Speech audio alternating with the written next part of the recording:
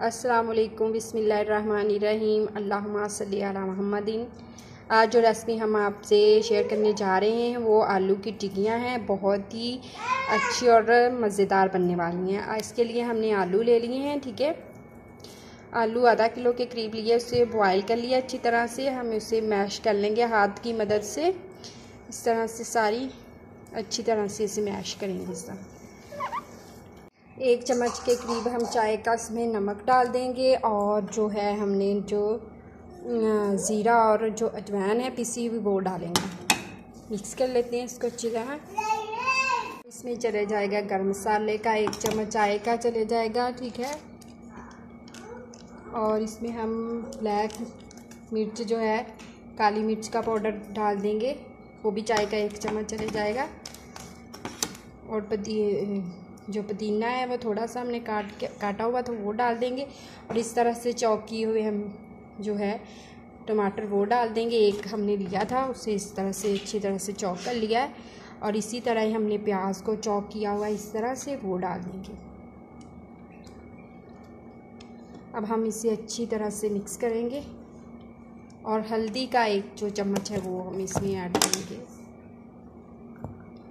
थोड़ी सी yellow yellow look आ जाएगी इसकी।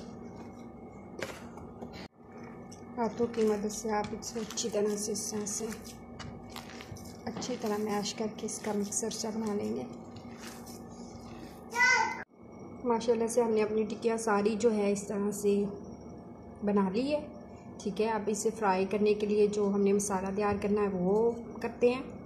बेसन हमने ले लिया है, आधी प्याली के करीब हमने बेसन लिया। उसमें हम वाटर डाल के इसका मिक्सर सा बना लेंगे, ऐसा पतला सा इस तरह का बना लेंगे, लिक्विड सा। ठीक है, बिस्मिल्लाहिर्रहमानिर्रहीम इसमें मसाले में डालेंगे टिक्की को ऐसे। ये देखिए इस तरह से पैन में हमने घी डाल लिया था। अब इस एक एक करके हम इसमें टिक्कियाँ डाल देंगे। इस तरह से हम फ्राई कर लेंगे इसको। माशाल्लाह से हमने जो साइड चेंज की है, कितना प्यारा कलर आ गया है।